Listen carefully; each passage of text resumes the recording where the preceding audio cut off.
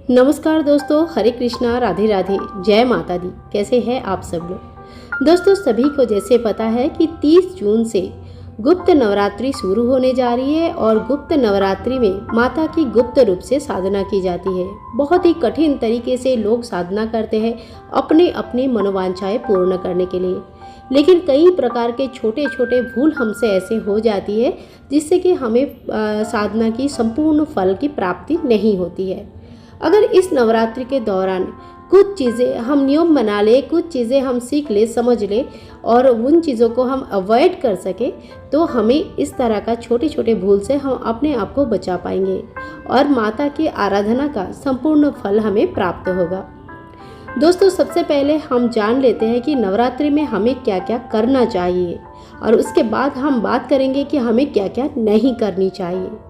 सबसे पहले तो जो आपके अगर नवरात्रि में या किसी भी पूजा आप कर रहे हैं कोई विशेष मनोकामना के लिए, तो आप संकल्प जरूर करें। किसी भी, चाहे संकल्प कितनी कठिन भी हो सकती है कि सहज भी हो सकता है, जैसे आपकी मनोकामना है, जैसी आपकी सामर्थ्य है और जो आप पूरी तरह से कंप्लीट कर पाओ। ऐसा नहीं कि मैंने 2 दिन किया, तीसरे दिन मुझे अच्छा नहीं लग रहा है, भूख लग गई, मन नहीं कर रहा है तो मैंने संकल्प तोड़ दिया, ये नहीं करनी चाहिए।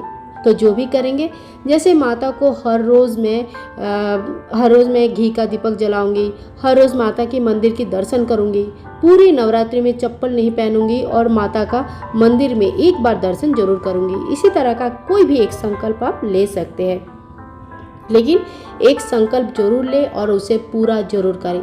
ध्यान रखें दोस्तों, संकल्प जब हम करते हैं और पूरा करने की कोशिश करते हैं तो कई सारे बाधाएं आती है। माता हमारी परीक्षा लेते हैं और हमें उस परीक्षा में पास होना है, उस परीक्षा में हमें फेल नहीं होनी है, तभी हमारी मनोकामनाएं पूर्ण होती है।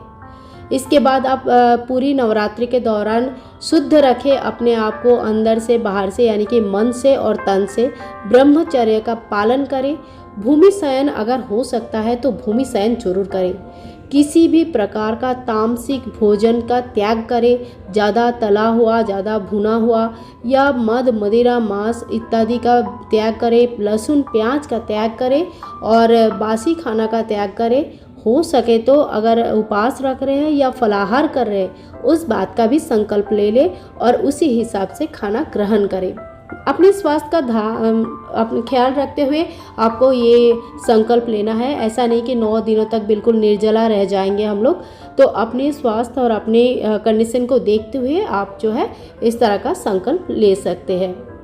इसके बाद जो नवरात्रि के जो समय है, इस समय माताएं हमेशा लाल, पीला, गुलाबी, ऑरेंज, सैफरन कलर्स इत्यादि कलर्स पहने, जो कि शुभ कलर माना जाता है। ध्यान रखें, इस समय काला, गाढ़ा नीला इत्यादि कलर या भूरा कलर, इस टाइप का जो कलर्स होते हैं ना, जो इस तरह का कलर्स को आप थोड़ा अवॉइड करें, क्योंकि ये जो कलर्स है ये तांत्रिक जो साधना करते हैं उनके लिए होती है। तो नॉर्मल जो गृहस्थ होते हैं उनको कोई अच्छे कलर्स पहननी चाहिए। माता का स्थापना अगर आप कर रहे हैं, अखंड दीपक का स्थापना कर रहे हैं, घट स्थापना कर रहे हैं, तो सुबह शाम आपको पूजा करनी चाहिए। कोई भी स्पेशल मनोकामना के लिए गुप्त रूप से कोई साधना कर रहे हैं तो उस चीज़ को आपको गुप्त ही रखना चाहिए। भोग चढ़ाए, माता को डेली जल चढ़ाए, आरती करें सुबह शाम, गूगल धूप जलाए तो आरती करें, माता का सप्तशती पाठ करें, माता का नाम करें, जप करें। जो भी है आपको क्या करना है, हमेशा ठाकुर जी की, जो माता रानी की पूजा में अपने आप को व्यस्त रखना है। इसके बाद देखिए, घट स्थापना जो होते हैं ना, घट स्थापना में सभी देव देवियों का आह्वान की जाती है, इसीलिए घट की पूजा डेली होनी चाहिए। साथ में अखंड दीपक, आपकी जो भक्ति है, आपकी जो पूजा है, 9 दिनों तक आपका जो व्रत है, इसकी प्रतीक माना जाता है, यानी कि वो आपके साक्षी है। उनकी पूजा भी आपको डेली करनी चाहिए। इस समय कभी भी बड़ों का असम्मान ना करें। अपने माता पिता और अपने से जो भी बड़े भाई बंधु जो भी है, सभी का सम्मान हमें जरूर करनी चाहिए।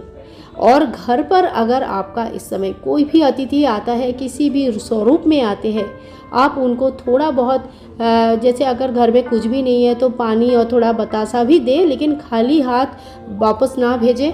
कुछ ना कुछ उनको खिला के पिला के, या उनके हाथ में अगर भिखारी भी आते हैं, भिक्षुक भिक्षा मांगने भी आते हैं, तो उनके हाथ में कुछ ना कुछ रख के तभी विदाई करें। खाली हाथ कभी किसी को ना लौटाए। अगर गाय भी आते हैं पानी पीने के लिए तो बहुत ही सौभाग्य की बात होती है, उनको पानी जरूर पिलाएं। आइए आप जान लेते हैं कि हमें क्या क्या नहीं करनी चाहिए। हमें इस दौरान किसी की निंदा चुगली नहीं करनी चाहिए, इससे हमारा तन मन दूषित होता है और माता का जो पूजा है उससे हमारे मन कहीं पीछे चला जाता है। इससे हमें मनवांछित फल की प्राप्ति नहीं हो पाती है। किसी की जो ख्वाहिश होती होते हैं ना, किसी के वो बुराई करने के लिए, इसके लिए आपको कभी भी किसी भी प्रकार का व्रत या पूजा नहीं करनी चाहिए। खास करके गुप्त नवरात्रि में बहुत लोग तांत्रिक साधना करते हैं। दूसरों के बुराई के लिए ऐसा काम बिल्कुल ना करें। इससे अपने को जो गृहस्थ लोग हैं इनको बहुत बड़ा इसका हिसाब चुकाना पड़ता है। अवॉइड करें इस तरह का चीज़ें करना। अच्छा देखिए, जब भी हम कोई पूजा करते हैं, व्रत रखते हैं ना, तो हमें गुस्सा बहुत आता है। तो इस चीज़ से अपने आप को बचा के रखें, गुस्सा कम करें। अच्छा, अब आते हैं हम बात पे कि जो उपवास कर रहे हैं वो क्या क्या ना। अगर आप प्रेग्नेंट हैं या बीमार है, उम्र के कारण आप पूरी उपवास नहीं कर सकते, तो जैसे ज़बरदस्ती आपको तबीयत ख़राब करके उपवास नहीं करनी चाहिए। जितना आप कर पाएंगे माता के सामने उतना ही संकल्प लेके उसी तरह से उपवास करें। क्योंकि जब आप प्रेग्नेंट रहते हो तो आपके ऊपर और भी एक प्राण है जो आपके ऊपर डिपेंडेंट होता है। इस समय आपके उनकी ध्यान रखना, ख्याल रखना सबसे ज़्यादा इम्पॉर्टेंट होता है। कोई भी महिला इस समय अगर आपको पीरियड्स हो रहा है तो फिर आप माता को ना छुएं इस टाइम पे, और जो भी पूजा करेंगे, साधना करेंगे, मंत्र पढ़ेंगे, जो भी करेंगे वो मन ही मन पढ़े। किसी भी प्रकार का माता का किताब नहीं छूना है, चौकी नहीं छूनी है। और अगर ऐसा हो गया है बीच में कभी तो किसी और से पूजा करवाना चाहिए। किसी भी महिला का इस समय अपमान ना करें। किसी भी महिला का रूप से माता रानी आपके घर आ सकते हैं, तो इसीलिए किसी भी महिला का अपमान इस समय बिल्कुल नहीं करनी चाहिए। इस समय बाल, दाढ़ी, मूंछ, नाखून इत्यादि बिल्कुल काटना नहीं चाहिए। और अगर आपने घट स्थापना की है, अखंड दीपक की स्थापना की है या माता रानी की चौकी लगाया है, तो आपको घर खाली करके बिल्कुल नहीं जाना चाहिए। रात को सोते टाइम पे भी जहाँ पे माता रानी की दरबार आपने लगाया है उसी के सामने भूमि शयन करें, ये सर्वश्रेष्ठ माना जाता है। व्रत के जो संकल्प है उसी अनुसार आपको खाना खाना चाहिए। जैसे आपने फलाहार का संकल्प लिया, उपवास का संकल्प लिया, निर्जला उपवास का संकल्प लिया, या एक टाइम मीठा भोजन का संकल्प लिया है, तो आपको वो संकल्प अनुसार भक्षण खाना जो है भोजन करनी चाहिए। और अपनी ख्याल रखते हुए पूरी नवरात्रि को बड़ी ही ऊर्जा के साथ माता की पूजा करनी चाहिए। दिन में सोना बिल्कुल भी नहीं चाहिए। बहुत लोग होते हैं कि उपवास करके बड़े मुश्किल से उपवास करके 9 दिन काट तो लेते हैं, लेकिन इनकी पूरी मन लगा रहता है कि कैसे ये दिन कटे, और दिन में कहीं टाइम तक वो सो के समय निकालते हैं। ये बिल्कुल भी सही बात नहीं होती है। घर में किसी भी प्रकार का कलह क्लेश से बचे, झगड़ा लड़ाई से बचे। क्योंकि हम जब किसी चीज़ के उपासना करते हैं, सिद्ध लाभ की कोशिश करते हैं, मंत्र जप करने बैठते हैं या उपवास रखते हैं, ध्यान रखना उसी समय हमारे या तो बहुत गुस्सा आता है, या तो घर में झगड़ा हो जाती है, या तो कुछ ना कुछ ऐसा होता है जिससे हमारी मन भटक जाता है।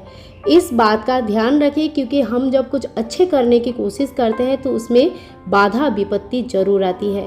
अपने मन को समझाएं कि ये जो है ये कोई नेचुरल चीज़ नहीं है, ये नेचुरली नहीं हो रही है, ये मैं पूजा जो कर रही हूँ ना इसको बाधा आ रहा है, तो मुझे उस चीज़ से बाहर आना है और माता को प्रसन्न करना है। दोस्तों, इसी तरह से आप सभी लोगों को गुप्त नवरात्रि के कुछ नियम को मानते हुए गुप्त नवरात्रि में माता की आराधना करनी है, जिससे माता प्रसन्न होकर आपकी सभी प्रकार की मनोकामना का पूर्ण कर सके।